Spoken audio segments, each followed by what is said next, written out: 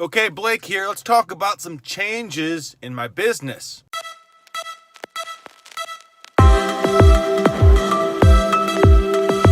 Okay, it's still messy in here, but the good news is if you look over there at all those bankers boxes, we're at 161 now, bankers box wise, and all the inventory is organized in there. So even though it's messy here, hey, who cares? It's not affecting how I make money, and it is, making more trash, I guess, but sorry, that's how it goes. So go back to FlipCon. August, Charlotte. I talked to a guy who runs one of the biggest video game resale operations on the planet. I'm not going to say who it is. He's very no, don't talk about me. He's a cool guy. I like him a lot. We're Facebook friends now, but he's not like me where he wants to put his business on the internet. I mean, talking about it at least. So he has 50 employees. I did not think there was that much potential in video games. I really didn't. I do now. And what I've been doing since August, it's now the middle of October, almost the end of October, is just trying to create these relationships with video game collectors and stores and sellers and buying wholesale enormous amounts. Like this week, I got about 600 PS3 games in, and out of those 600 PS3 games, 10 or 15 are new.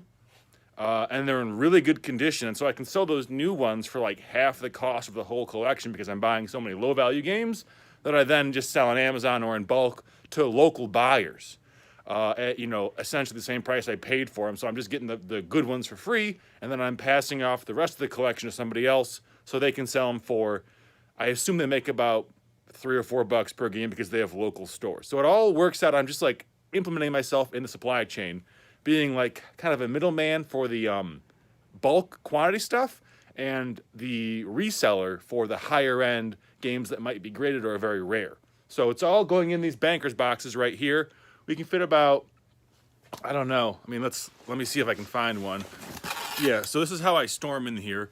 All the games go on bottom, and then I put the bundles. This is a bundle of Call of Duty games, for example, on top. So we can get 1, 2, 3, 4, 5, 6, 7, 8, 9, 10, 11, 12, 13, 14, 15, 16, 17, 18, 19, 20, 20, 22, about 23. So we'll say we can fit about, I don't know, 60 PS3 games per banker's box, and I think a few less Wii or Xbox 360 games because they're so much bigger. Here's an example of the kind of thing I'm buying. This came off Facebook Marketplace. This is a CD case of, I believe, PlayStation 2 games.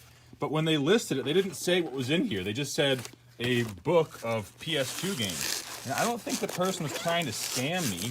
I think that they were just kind of lazy and not wanting to put in that much more effort. And so I paid, let's see, with shipping, I paid $19 for this. So let's see if it's worth it. Actually put some games in here. Okay, Gun on PS2. Cars, The Sims, that's a good one. FIFA. Ooh, this is a good one too. Need for Speed, Hot Pursuit 2. Let's see how they're... that's fixable with my machine. That game is not very good. Not very good. That's a decent one. Is this new? Oh no, it's got taken off. Spider-Man 2, that's a good one for PS2. Destroy All Humans, that's a good one as well. And the rest appears to be empty. So I paid $19 for 1, 2, 3, 4, 5, 6, 7, 8, 9, 10. 10 games plus this CD case. I'll probably get about, I don't know, $5 for that. I think probably I'll make, just off the top of my head, $35 probably is going to be the profit after shipping, after fees on all these games and items. So that's kind of the numbers we're working with. Not huge ROI like the silver I sold or any of the huge finds I found at thrift stores. But this will sell fast, that will sell fast, that will sell fast, that will sell fast. I don't know about Stunt GP. That will sell fast, that will sell fast. So it's going to be a relatively quick turnaround on eBay, not even Amazon. Kind of a cool side note, I just got this game on GameCube too from a different buyout. So I don't know if I could even sell them together, if that's a thing, but interesting. This is a kind of a cool game. It was like a proto Red Dead Redemption.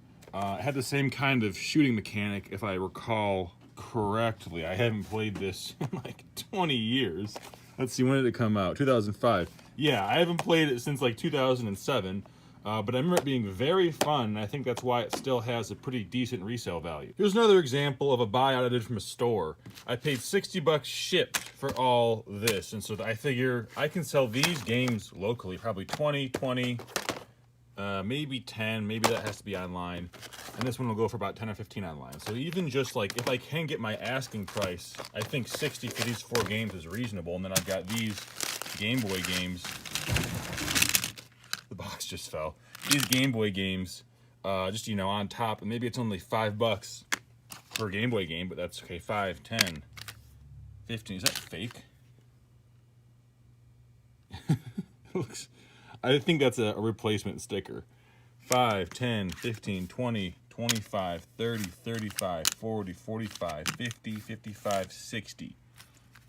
And maybe that's too high. Maybe I can only get, you know, 3 for them, but that's still 12, 15, 21, 24, 27, 30, 36. So I mean, on that $60 investment, basically I'm doing about 50% margins, and that's kind of like typically my much lower threshold for what I think is a good buy. So we're really just scaling that part of the business up. I'm still selling books, I'm still selling sports cards, but I've really put a lot more effort and more money. I'm spending, you know, thousands of bucks a week on video games, but the market turns over so fast, by which I mean like the thing sells so fast.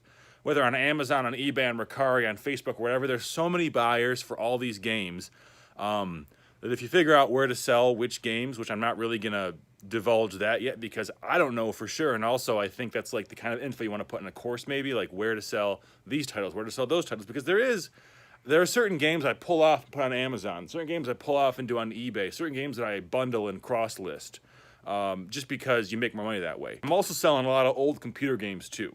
That's another cool thing. Just like any kind of collectible disc that can fit into a padded mailer.